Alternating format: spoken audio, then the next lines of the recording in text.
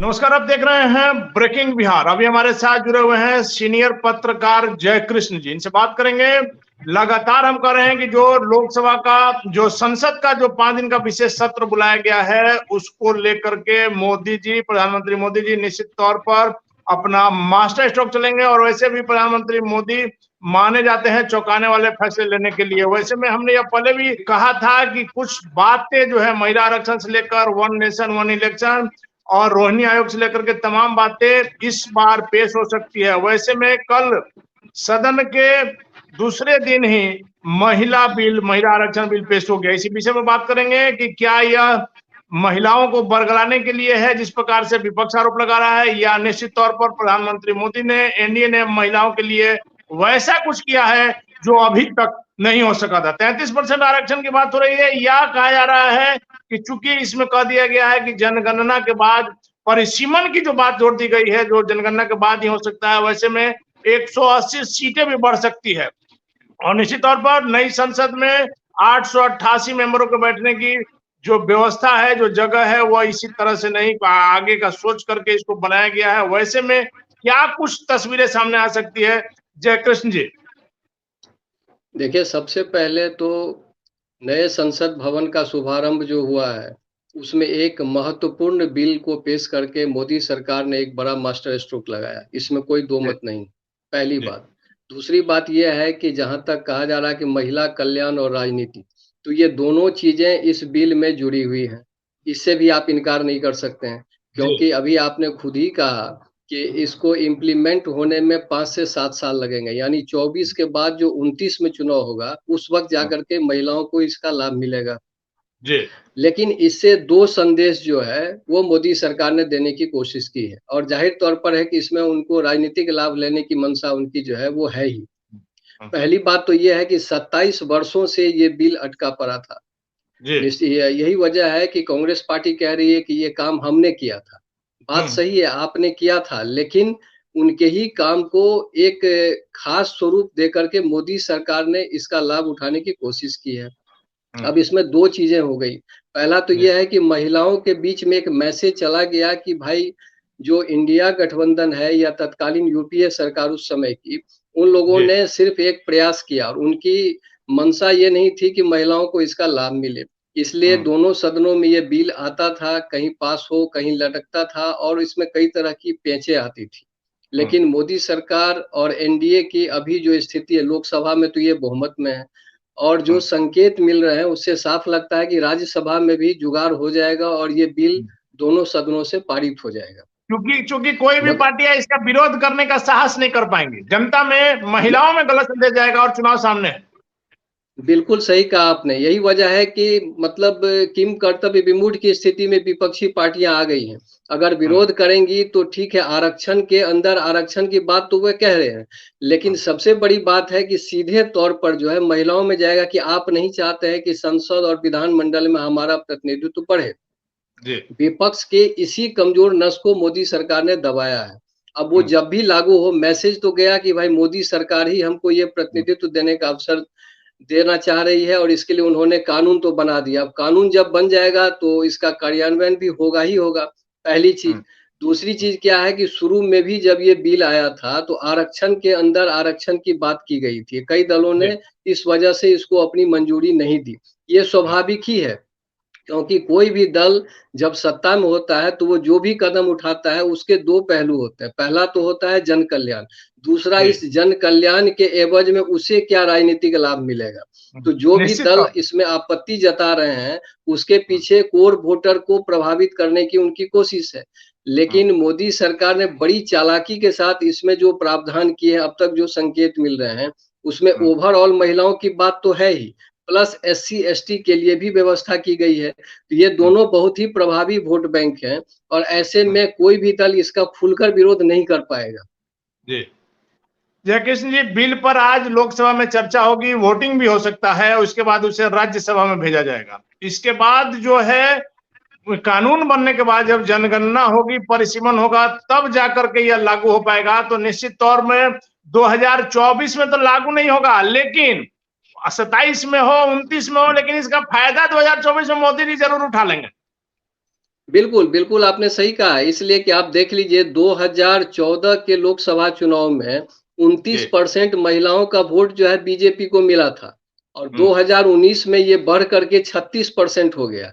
और जी, महिलाओं का वोट कितना प्रभावशाली होता है ये आप बिहार की राजनीति में देख सकते हैं। जो जी। बिहार के मुख्यमंत्री नीतीश कुमार जी ने भी इसी तर्ज पर काम शुरू किया। उन्होंने हुँ, पंचायती राज व्यवस्था में 50% आरक्षण दिया जिसका लाभ उनको मिला। कि आज जी। सबसे बड़ी वोटरों की तादाद जो है सपोर्टर वो महिलाओं की है जो नीतीश हुँ, कुमार जी के साथ है। जीविका जी। भी उनका एक सफल मास्टर स्ट्रोक रहा है राजनीति में। हुँ, फिर हुँ, सरकारी नौकरी में उन्होंने आरक्षण दिया 35%।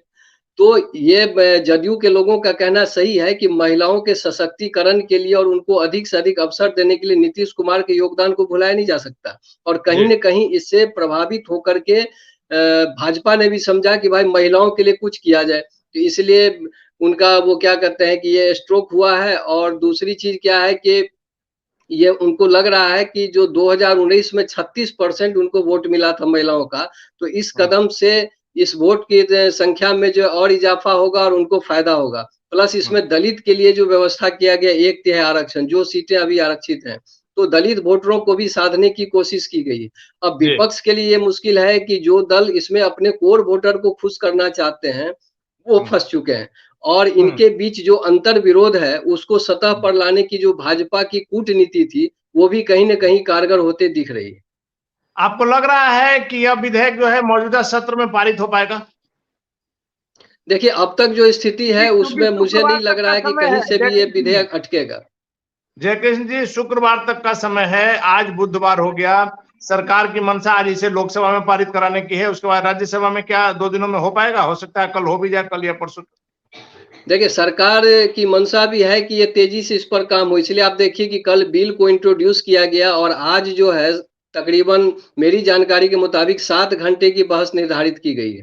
और संभव है जैसा अभी आपने कहा भी कि आज ही देर शाम रात तक जो है इस पर वोटिंग हो जाए और कल जी, ये लोग लोक राज्यसभा में इसको ले जाएँगे।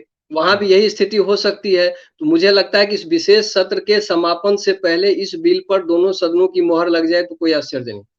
चूंकि चूंकि आज लोकसभा में निश्चित तौर पर इस पर जहां तक हमारी जानकारी है इस पर वोटिंग होगा और लोकसभा में सरकार पूर्ण बहुमत में है, कहीं कोई दिक्कत नहीं होगी।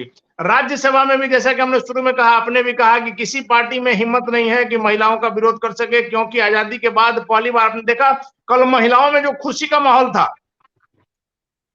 नहीं देखिए, इसमें विरोध की बात नहीं है लेकिन जो बहस होगी तो वो समर्थन के साथ-साथ अपनी उस आपत्ति को ज़रूर दर्ज कराएँगे वो दल जो चाहते हैं कि आरक्षण के अंदर आरक्षण हो, पिछड़ा, अति पिछड़ा और अल्पसंख्यक।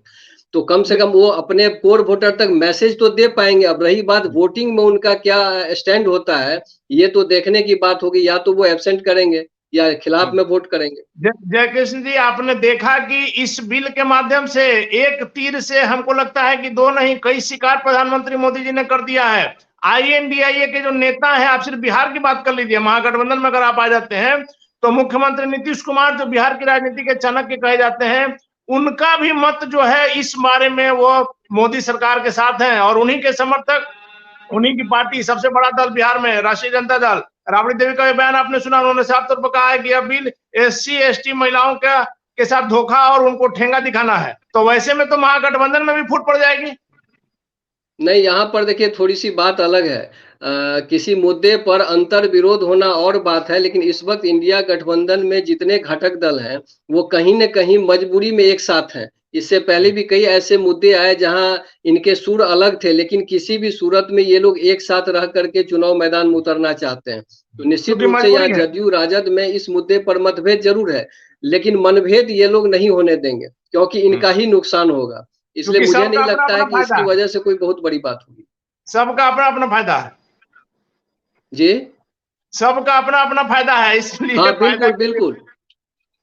बिल्कुल वही राजीव बात है। रंजन, राजीव रंजन जो जदयू के राष्ट्रीय प्रवक्ता हैं, पहले बीजेपी में थे, उन्होंने सीधे तौर पर कहा है कि बिहार में मिले आरक्षण से जो है यह मुख्यमंत्री नीतीश कुमार से ही प्रेरित है। जिस प्रकार से बिहार में मुख्यमंत्री जी ने शुरू में दिया है आरक्षण, लगातार वो लोग कहते हैं कि मुख्यमंत्री नीतीश कुमार जो काम आज करते हैं कल उसको देश अपनाता है, चाहे वो नल जल हो या आरक्षण की बात। नहीं देखिए उन्होंने सही कहा, नीतीश कुमार के कई मुद्दों पर जो योगदान है उसको आप भुला नहीं सकते। जैसे बालिका शिक्षा को आप ले लीजिए, तो पहले क्या स्थिति थी? नीतीश कुमार ने, ठीक है अब लोग उसमें आलोचना जो भी कर रहे हैं, लेकिन पोशाक योजना, छात्रवृत्ति योजना, ये सब करके कम से कम साइकिल स्कूल से तो योजना, उन्होंने जोड़ा, ड्रॉप आउट कम साइकिल किया। योजना, दूसरी चीज है कि कल साइकिल योजना प्रधानमंत्री जी जयकृष्ण जी। के संबोधन में भी ये बात आई थी, जल जीवन हरियाली मिशन। जी। तो ये और नीतीश कुमार की देन है।